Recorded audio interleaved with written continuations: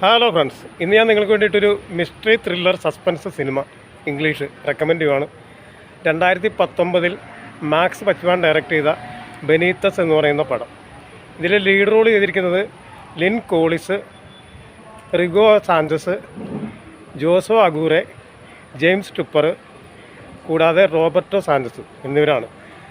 ഒരു കോളനിയിലെ ക്വാർട്ടേഴ്സിലേക്ക് കുറച്ച് ലേബേഴ്സ് ചെല്ലുന്നതും അവിടെ ആ ക്വാർട്ടേഴ്സിൽ നിഗൂഢമായ ചില സംഭവങ്ങൾ നടക്കുന്നതാണ് ഈ പടത്തിൻ്റെ പ്രമേയം. ബോറടിയില്ലാതെ കണ്ടിരിക്കാവുന്ന നല്ല ഒന്നാമതൊരു പടമാണ്. ഹൊറർ ത്രില്ലർ മൂവി ആണെങ്കിലും ഇതിൽ മിസ്റ്ററിയാണ് ഇതിൻ്റെ പ്രമേയം.